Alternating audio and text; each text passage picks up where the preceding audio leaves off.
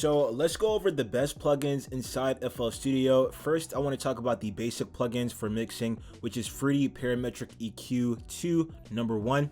And I already have it open up right here. As you can see, the main reason why I like this plugin a lot is mainly just when I was a beginner, it was kind of easy to follow along with what was going on here and look at a lot of the other videos. This whole setup right here, I really do enjoy.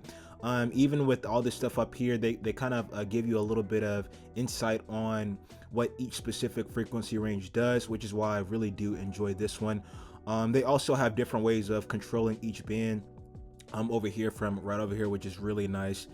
They have everything colored up so you know exactly where everything's at. It's really simple, really nice to use, very nice for beginners. That's why I had to put it on this list.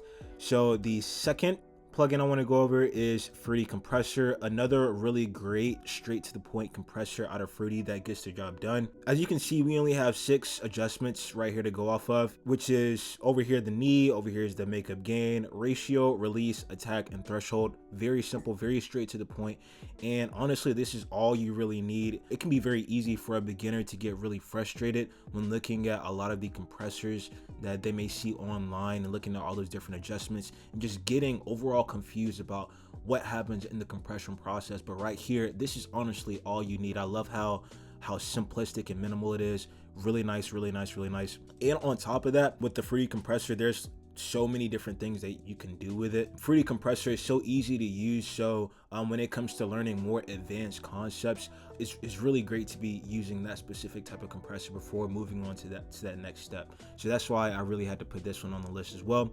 Next thing I wanted to talk about is Maximus. So you may be wondering what Maximus is. Maximus is actually a multi-band compressor. So let me go ahead and open a Maximus right here. Maximus is actually a multi-band compressor. Multi-band compression is really helpful when it comes to aspects in our mastering tracks. The reason why I included Maximus in the best plugins for mixing is because there's a preset that you can actually use to use a de-esser. So I always like to do de-esser narrowband, and you can actually use this as a de-esser.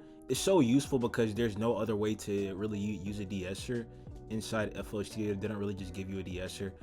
Most people just go ahead and buy the $30 de-esser off of Waves, but you can also do this as well. And the reason why you can definitely do de-essing on any type of multi-band compression, but on this specific compressor, they give you the option for de-essing, and they already make those little adjustments for you that you can go off of and create into what you need out of your own specific type of de-essing. So that's why I suggested this one. Is really nice, also very simple to use. Not as simplistic as the other plugins I just mentioned, but very easy to use. All you really need to worry about is this right here. This is pretty much the threshold right here. This is your threshold. And as far as de-essing, I don't know if you've watched the video in the past, if you've all watched the video in the past on me using Maximus as a de-esser, but this part right here, the mid-range right here, is where all the de-esser, where the sibilance frequencies will be, where you're going to be using the de-esser at.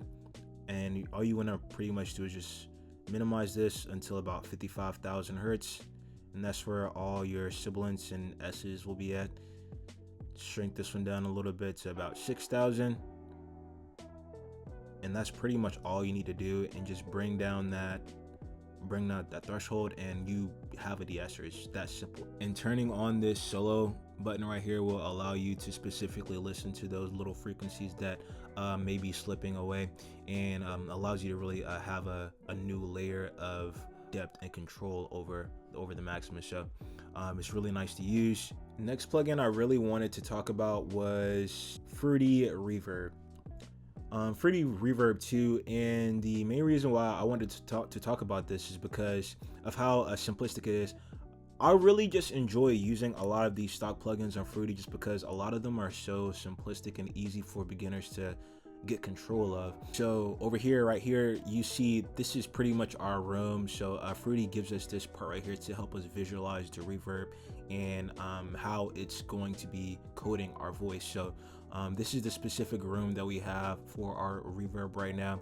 Over here is the low cut and the high cut, pretty much just reverb EQ. You can adjust it however you want to. I normally turn this up a little bit, turn this down a little bit. And size, you can make however big of a size you want. You have diffusion, you have speed. I normally turn the dry all the way down, turn the wet all the way up. Pretty simple to use. I really enjoyed using this reverb. I used to use all Fruity stock plugins. That's why I'm just going over these specific plugins right now, because these plugins definitely took me a long way in the past. Next thing, Fruity delay. Right here we have our feedback options over here, which is normal delay, or you can have an inverted delay, or you can have a ping pong delay. Right here you can control the feedback level with this volume knob right here. You can control how much frequency you want to cut from that delay, so it doesn't really overpower any of the lead vocals or whatever vocals you have delay on.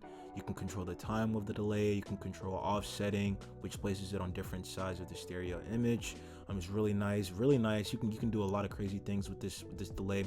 Honestly, if you just using a lot of these stock plugins, you can get a pretty good mix and master. If you know how to use them right, you can get a pretty good master out of these stock plugins. So don't ever think that you need to go out and buy a bunch of spectacular plugins for about 500 bucks each. Don't even think about it like that, because with a lot of these plugins, you can make a pretty decent mix and master within themselves. So the next plugin I wanted to go over is Pitch Shifter. And the reason why I wanted to go over Pitch Shifter is mainly because it's one of those special effect plugins that will really spicing up your mixes a lot, but it's for free, and you can really get very creative with this. And as far as like just having like the cheapest mix to sound as professional as possible, using something like a pitch shifter will definitely get you there. It's definitely one of those ways you can spicing up your mix. Right here you can like detune the pitch of your voice, and you can kind of do like some Travis Scott or like some Kanye West type vocals if you want to. You can do a bunch of different things with this whole little setup right here. Just honestly get creative with it and make your voice into what you want it to sound like. You can use it in specific parts of your song, or you can just use it on your whole entire song, which personally I would not suggest. I would definitely suggest using it in specific parts of the song that you want to shine out. But really nice plugin. I suggest you try it out for yourself. Next thing I wanted to talk about is a stereo shaper, and the reason why I'm including this is because it would make a great plugin for throwing on your master track. So this is pretty much a stereoizer or stereo shaper, whatever you want to call it, and you can pretty much use this to just widen the overall sound of your master, and it'll help the vocals and the instruments come together a little bit by spreading them out in the stereo image and kind of creating an ocean of sounds, which is really nice. Really suggest you try this one as well.